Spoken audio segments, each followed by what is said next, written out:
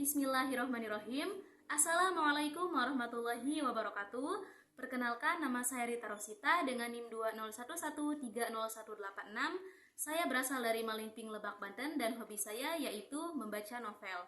Adapun dalam video kali ini saya akan menjelaskan atau menjawab beberapa pertanyaan yang diajukan oleh dosen saya pada mata kuliah Filsafat Hukum Islam. Baik, langsung saja kepada pembahasan yang pertama, yaitu pemahaman saya mengenai ijtihad. Jadi, saya memahami bahwa ijtihad itu adalah konsep dalam hukum Islam yang mengacu pada upaya yang dilakukan oleh seorang mujtahid untuk memahami, menafsirkan, dan menerapkan hukum Islam dalam konteks zaman mereka.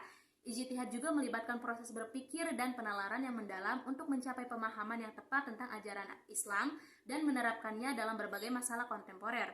Nah, selain itu, ijtihad juga merupakan prinsip penting untuk pengembangan dalam hukum Islam. Nah, untuk pertanyaan yang kedua yaitu hubungan ijtihad dengan maqasid al-syariah dan perubahan sosial. Nah, antara ijtihad dengan maqasid al-syariah dan perubahan sosial itu memiliki hubungan yang erat. Jadi, sebelumnya maqasid al-syariah itu kan prinsip yang menekankan pada pemahaman, tujuan, dan maksud dari hukum-hukum Islam. Tujuan utama syariat Islam adalah untuk melindungi kepentingan dan kesejahteraan umat manusia. Perubahan sosial adalah fenomena yang tak terelakkan dalam kehidupan manusia. Nilai-nilai, norma, dan tuntutan sosial terus berubah seiring perubahan zaman. Dalam konteks ini, ijtihad memainkan peran penting dalam menafsirkan dan mengaplikasikan hukum Islam secara relevan terhadap perubahan sosial tersebut. Dengan menggunakan ijtihad, mujtahid dapat memperbaharui pemahaman tentang hukum Islam dan menghadirkan penyesuaian yang diperlukan dalam merespon perubahan sosial.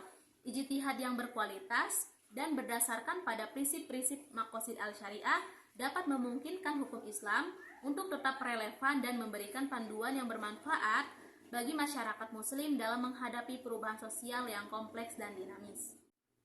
Nah, pertanyaan yang ketiga yaitu asas muamalah dalam konteks ekonomi dan bisnis Islam.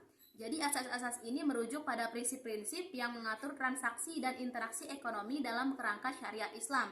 Adapun beberapa asas muamalah yang terkait dalam bidang ekonomi dan bisnis Islam itu, yang pertama ada adil. Jadi prinsip keadilan merupakan asas utama dalam ekonomi dan bisnis Islam.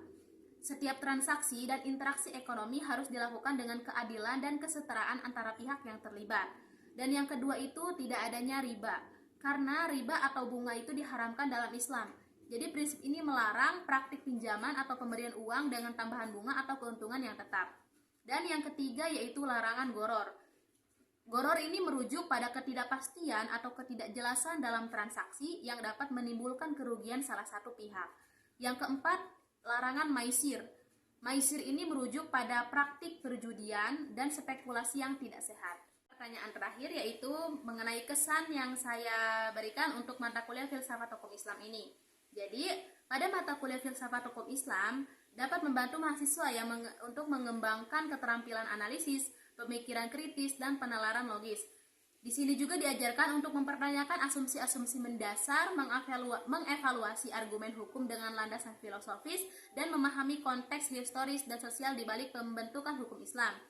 Selain itu, mata kuliah Filsafat Hukum Islam juga memberikan kontribusi yang berarti dalam pemahaman hukum Islam yang secara lebih mendalam dan membantu mahasiswa untuk mengembangkan pemikiran filosofis dan analitis yang kuat. Baiklah, mungkin hanya itu. Terima kasih. Wassalamualaikum warahmatullahi wabarakatuh.